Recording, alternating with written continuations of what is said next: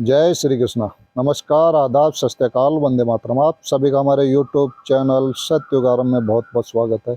और आज हम फिर आपको इन उल्लू मिनातियों के जो न्यूमरोलॉजी होती है इनकी, उनको फिर याद दिलाते हैं। इनके जो नंबर हैं उन पर विशेष ध्यान रखें।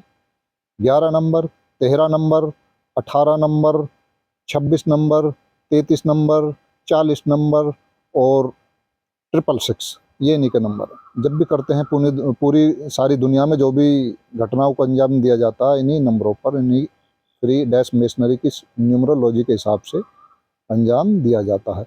यानी सारा खेल अगर आप ध्यान दोगे तो पहचान जाओगे, सब उन्हीं की मुट्ठी में है। पक्ष भी इनका है, विपक्ष भी इनका है, और प्यादे भी इनके, राजा भी इनका और रानी भी इनकी, सब कुछ इनका, वजीर भी इनका। ये समझ के चलो। अब जैसे कि बहुत तेजी से मुद्दा, बड़ी तेजी से स्पीड लिया एक मुद्दे ने, बीएसएनएल, पोर्ट करो बीएसएनएल में, पोर्ट करो मतलब बीएसएनएल में। तो ये पोर्ट का जो चक्कर चल रहा है ये है क्या, मतलब जो भी इतनी तेजी से यदि कोई वीडियो घूमती है पूरे देश में तो समझो जो तेजी से घूमने का चक्कर है, समझो इन्हीं का चक्रव्यूह है। उस चक्रव्यूह में ही आप फंस के रह जाओगे।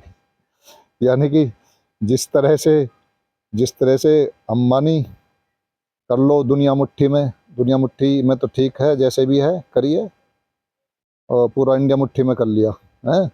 तो ऐसे ही अब बीएसएनएल के लिए भी जो चल रहा है, जो उसमें भी हिस्सेदारी का मामला सामने आया है। और टाटा कंपनी, वो हिस्सेदारी डाली, उनके जो शेयरवेयर का हिसाब है। तो इसमें मैं आपको वीडियो दिखाता हूँ, और वीडियो थोड़ी सी ही दिखाएंगे, ज़्यादा किटपिट में नहीं जाएंगे। ये वीडियो होती है, आप आंकड़े देखो, न्यूमरोलॉजी के आंकड़े देखो, न्यूमरोलॉजी पे ध्यान रखना। उसमें कहा यह गया है पैकेज कितना है, 1,64,000 करोड़। 16 + 4, 11 नंबर, 64,000 करोड़ का पैकेज लूसीफर का नंबर ये है। Total package. अब 33, इसमें से 33,000 करोड़ जो है, 33 न्यूमरोलॉजी का 33,000 करोड़, हाईएस्ट फ्री मशीनरी का नंबर है 33। इसके लिए क्या किया जाएगा, इसको जो है इस बकाए को हिस्सेदारी में करना। तो ये सुन लिया ना आपने।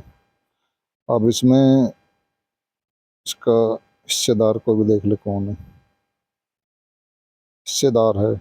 ये रे जी, टाटा समूह की IT company Tata consultancy services TCS ने टेलीकॉम सर्विस प्रोवाइडर बीएसएनएल के साथ 15,000 करोड़ रुपए का सौदा किया। ठीक है जी।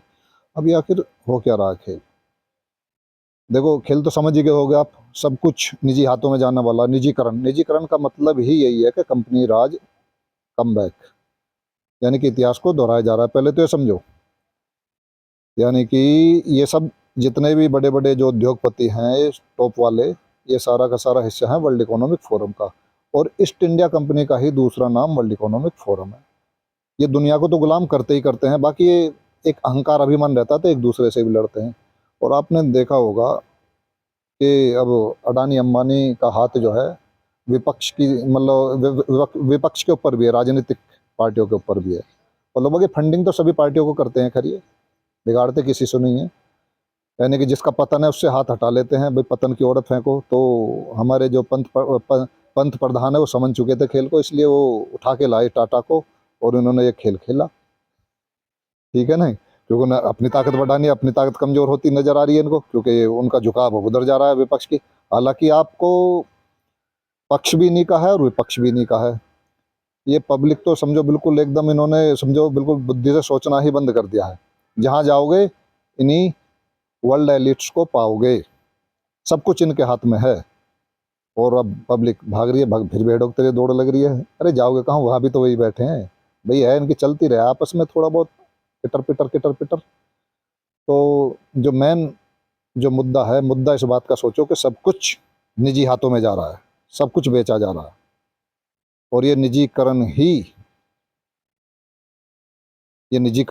ईस्ट इंडिया कंपनी, यानी कंपनी राज आने वाला है, ये समझो। वर्ल्ड इकोनॉमिक फोरम का दूसरा नाम ही ईस्ट इंडिया कंपनी है। ईस्ट इंडिया कंपनी का दूसरा नाम कोई वो नहीं है, सब उन्हीं का वो पुराना गैंग है बना हुआ इनका। पूरी दुनिया को यही कंट्रोल में रखते हैं। वो 13 परिवार आपको पता है। इधर रानी थी, रानी के पिताजी थे, हैं, अब उनके बच्चे हैं। आप गुलाम हो, गुलाम रहोगे। और इस गुलामी से बचना है तो इस व्यवस्था को चेंज करना होगा। व्यवस्था वही है, ना हमें लोकतंत्र चाहिए, ना हमें राजतंत्र चाहिए, हमें लोक स्वराज चाहिए, स्वशासन चाहिए। तभी इनसे छुटकारा, निजात मिल सकते हैं। नहीं तो आने वाली जो पीढ़ियां हैं उनके बहुत बुरा हाल होगा। ये दिमाग में या बॉडी में कहीं भी घुसाने की तैयारी कर रहे हैं। वो चिपिंग का जो बात कर चुके हैं पहले भी, सारा सिस्टम करेंगे, बिल्कुल ट्रांस ह्यूमन बनाएंगे, बिल्कुल आधा मानव आधा रोबोट। ये सारा खेल एआई का होने जा रहा है। और ये 5G, ये जो उनका 4+1G है, इनका सबसे बड़ा हथियार है। जो 4+1G होता है ये मिलीमीटर फ्रिक्वेंसी स्केल में होता है, और जितने भी 3G, 3, 4, 6, 7, 8, 9, 10 और जितने जी होते हैं डेसिमल फ्रिक्वेंसी स्केल में होते हैं, यानी कि मल्टीपर्पज़ के लिए होता है 4+1G। ये बहुत खतरनाक है। और उसी दौरान ये इसी के द्वारा खेलिए जो तथाकथित जो बीमारी का जो खेल था, उसी दौरान जब ये बढ़ाई गई थी, इसके 2.5 से ऊपर ले गए थे करीब करीब इसके जो रेशो है इसके रेडिएशन की, और तभी फटाफट, और वो अंदर डाल चुके थे सेकंड राउंड में। तो इन दोनों का खेल हुआ था। समझो इस खेल को। यहीं से जहाँ जहाँ इनके वो गढ़ते चले जाएंगे टावर, समझो ये वहीं वहीं इनकी जेल बनती चली जाएगी। वो हम पहले भी बता चुके हैं अपनी पहली वीडियो में। जहाँ जहाँ टावर खड़े होंगे ये समझो आपकी घरों को ही जेल बनाएंगे। और इसी के लिए गांवों तक, आपके घरों तक फेस रिकॉग्निशन जो सीसीटीवी कैमरा वो लगाए जाएंगे किसी भी बहाने से। बहाने से क्या,